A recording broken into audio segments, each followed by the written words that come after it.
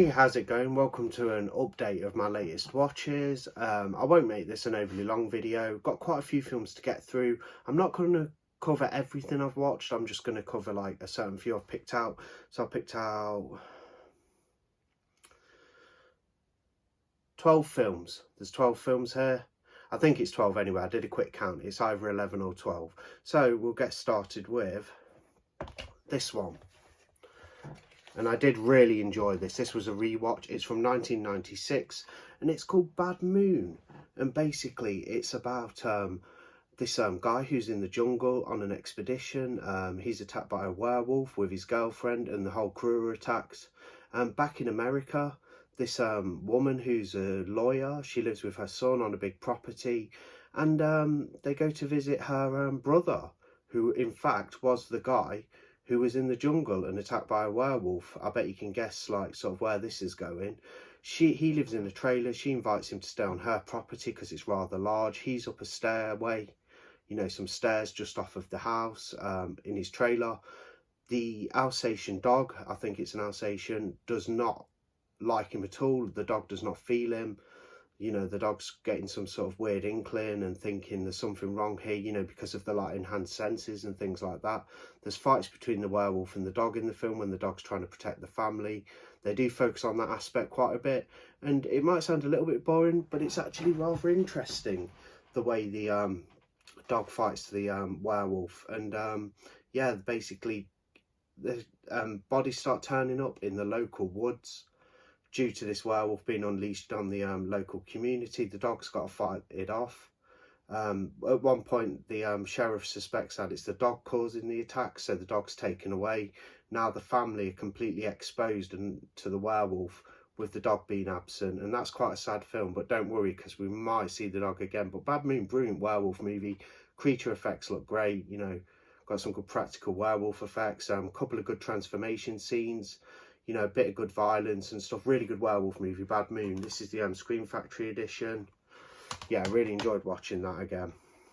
I did unbox this, but I didn't review it. So quick review of Orca, 1977. Killer whale movie, explores, you know, the depth of the intelligence of killer whales. You've got Captain Nolan, played by Richard Harris, who's a, you know, whale hunter. He's warned by the character Rachel Bradford, played by Charlotte Rampling, who's a scientist. She warns him not to mess with the whales, basically, because they're very intelligent and maternal and have a huge bond with their actual family. And basically, they're very intelligent, big brained creatures, and they stay with the same partner throughout their life. He captures the female, rips, you know, tears the family apart, washes the baby off board when the female gives birth. When she's strung up, they didn't know she was pregnant. The male whale is infuriated, becomes aggressive, starts attacking the boat. They managed to get away, but regardless of the warning, he now has a killer whale that has a great memory on his trail. He lives on a coastal town in this sort of like house that's basically on the seafront. The whale attacks, you know, tears the house down and stuff like that. Then you've got other scenes when he goes out boating, the whale's after him all the time. And it all culminates in a conflict between him and the whale out on the ice in the ocean. Really good film from 1977. 4K looked damn good as well. Good 4K from Studio Canal. I did enjoy that one. Another one I watched from 2014, Hallows Grove. So basically this group of paranormal investigators, they go to this supposedly haunted children's home. Nothing happens. They actually know that the show is a hoax, so they've got their effects guy to actually set up a load of manufactured scares, you know, to trick the viewer and fool them. Little do they know though that this old school is actually haunted. Throats start getting cut, the ghosts of the children show up, and like I say, they start being picked off one by one towards the climax of the film. No one's going to escape. No one gets out alive. That's Hallows Grove. It's a little bit like Grave Encounters, if you've ever seen that. It's a found footage film, Hallows Grove, from the sort of period in time when they were very common, you know, 2014. Yeah, a little bit of a sort of rip-off of Grave Encounters. Not done as well, though, but it wasn't a bad film at all. I watched a slasher classic from 1986. This needs a new physical media release on Blu-ray, I think. I'd even take a 4K. This is Slaughter High. Really fun. set on April Fool's Day at the beginning of the film. This gang of friends, they pick on this guy, I think he's called Marty. They perform pranks on him. One of the pranks includes him being filmed naked in the girls' locker room after they've tricked him. Later on, the group of friends manage to cause an explosion.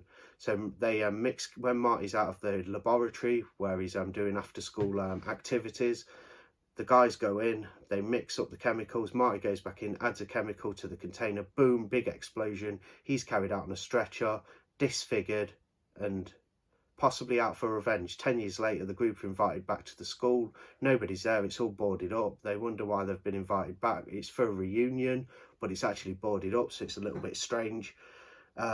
They decide to go in and get the party started, take their alcohol in and their beer and stuff.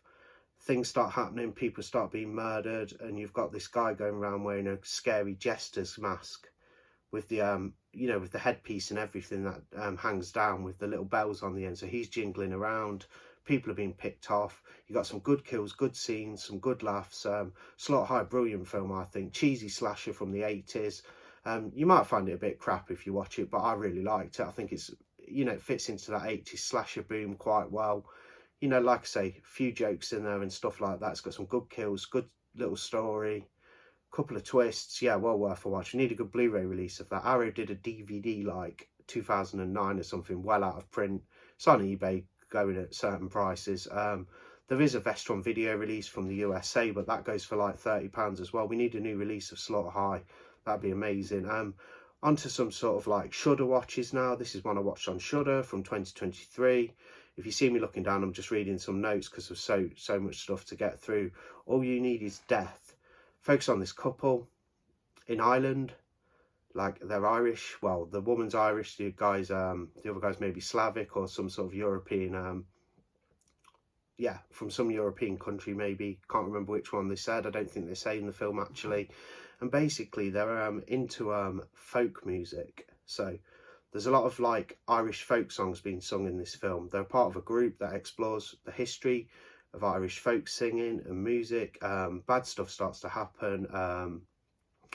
The ladies' boyfriend's vanishes. He starts mutating because there's some sort of curse linked to this song. And when it's sung, it summons some sort of entity. It's got a very good climax. The final 10 minutes are better than the majority of the film. I found it a little bit too slow paced because it is a slow burn, but the end of the film's well worth it when the demonic action commences. That's All You Need Is Death. I watched Jason Lives because it was Friday the 13th on Friday. Check out my Friday the 13th appreciation video if you haven't, just talking about the franchise a tiny bit and looking at some of my collection. Yeah, great film from 1986. Jason's back. It's got some gory bits in there. A lot of the kills are off screen in this one, which is a bit of a shame, but the film is very action packed and it's got a lot going on. Tommy Jarvis is back. He tries to make sure Jason's still dead, accidentally resurrects him due to a lightning bolt being absorbed by an iron rod that's been Tommy shoved through Jason to make sure he's still dead. He puts a rod through the corpse. This conducts lightning, and basically Jason's back. He's revitalized, punches a hole in Tommy Jarvis's friend's torso. That's a good scene in the film. And basically Tommy Jarvis is in Forest Green. The sheriff doesn't want him there, and the sheriff's daughter is one of the camp counsellors at Crystal Lake, which is opening back up, which is now Forest Green, because they wanted to try and get away from its bloody past, so they changed from Crystal Lake to Forest Green. At Camp Forest Green, the children arrive. Tommy's trying to make sure Jason, doesn't go and kill the sheriff's daughter and her friends and the children.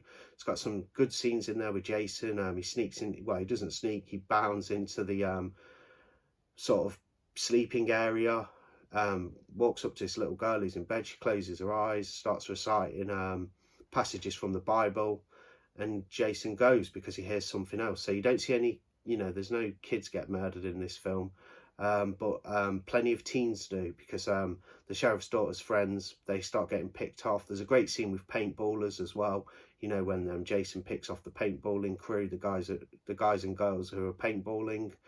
Jason gives them some horrific deaths, but a lot of it's off screen, unfortunately. But the build-up's quite good to the deaths, but some of it just cuts away. Few too many cutaways in this one, but it is a fun Jason movie. And it has got some good kills as well. Good Jason action, good battle between Tommy Jarvis when he's older and Jason Voorhees. Yeah, fantastic Jason Lives. Gone up in my estimation. I'd give this a 4 out of 5. Solid Friday the 13th movie. Watched a new one on Shudder, got added about a week ago. From 2024, that's A Demon Disorder, basically about these brothers who reunite. Well, two of them live together on the farm, which their dad left them. They reunite. Their dad has passed away due to being ill because he was possessed by this strange curse or infection. The chickens start ending up dead, you know, turning up dead. The chicken coop's been massacred and there's feathers and blood everywhere. People are getting infected and turning into these weird creatures, you know, mutating into these strange creatures that are all white and look like a sort of hybrid between human beings and aliens. It's just got some great creature effects, bit of possession in there, bit of gore. Good film, Demon Disorder. I did enjoy that one. I'd give it a 3 out of 5. Wasn't the best thing I've seen or anything, but it was a good new horror on Shudder. Another good one, which had an old, really old vibe to it, and that's Here Comes Hell from 2019. I also watched this on Shudder. It's been recently added. Group of people go to stay at this guy called Victor's new mansion he's inherited. You've got George, the American guy, and the tennis player and his girlfriend, as well as his sister. I think she's called Christina, that's Victor's sister. He arranges a seance for entertainment. The medium turns up. The medium gets possessed when they make contact with something from beyond the grave. They're trying to avoid this medium who's possessed, who's turned into this crazy, like, feral witch lady thing. And they become possessed as well, some of the friends. And they've all got to watch out, and they're all being picked off. There's ghostly spirits in the house, and they've figured out that there's a gateway to hell, and they must close it. It's in black and white. It's got some good scenes. It's got an old feel. Even the title card at the beginning is rather fun. Plays this kind of 1920s, 1930s or 40s old music, you know, to start the film off and whatnot. But yeah, really fun. Here Comes Hell. Did enjoy that one. 2 more left. I'll just run through these because I wasn't too keen on them anyway. The Borneo Incident from 2014, I think that one was from, or 2013, sorry. Group of people arrange for their friend to be to meet back up with his a long lost family who live in Borneo. They're in a tribe. He's from the tribe, but he's lived in New York for many years. It's a fan footage film, by the way. They take their friend to Borneo. You know, they go around the city at first, and then they go further out into the wild of Borneo, into the jungle. And this chap meets up with his family, you know, his estranged family, you know, his distant relatives, and is accepted by them. And that's great. He has a good reunion with them. They decide to go further into the Borneo jungle. This does not end well. Basically, you've got this, they figure out that there's this tribe after them, possibly cannibalistic, and they all keep getting picked off one by one, and it leads to quite a scary climax. Weren't too keen on the Borneo Incident. It did have a good setup. I just didn't think the payoff was executed, you know, brilliantly, but the film builds up quite well for a found footage film. There's some interesting bits and some good interactions with the characters, you know, but it's just, I didn't think like the final half an hour was that interesting, because I thought with the good build and the solid kind of story for a found footage film, I thought the ending would be a bit more, you know, have a bit more let's say occurrences than it did, but it was okay for what it was. And then I watched an absolutely awful film from 2021, The Mad Hatter. I watched this on Tubi. I also watched the Borneo Incident on Tubi. This is one from Tubi. Well, they didn't make it, but it's one on there. The Mad Hatter, bad CGI effects, lots of bad possession.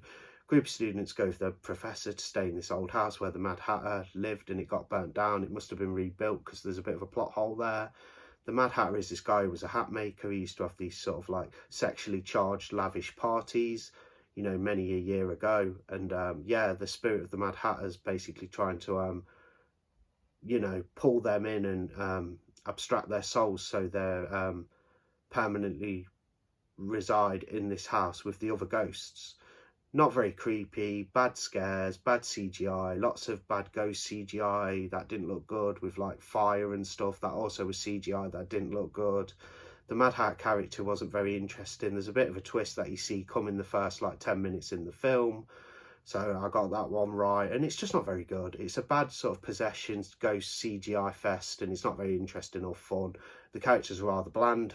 The film's not very interesting. I do not recommend The Mad Hatter. That is awful. That's the worst out of the bunch. There's all my watches anyway. That's what I've been watching lately. Just a quick video. Just wanted to talk about, you know, all the different films and whatnot. But yeah, thanks for watching. Bit of Shudder in there, bit of physical media as well. Jason Live's gone up in my estimation. I've always liked it, but I thought it was brilliant watching it this Friday the 13th. You know, fantastic entry into the franchise. Orca was great. Bad Moon, awesome werewolf movie, I think. Perhaps a little bit underrated even. Yeah, and some other good ones in there, like Slaughter High as well. Yeah, I really had a good time this week watching these movies, and then I'm going to try and get a load more in today. So thanks for watching the video, and I'll see you on the next one.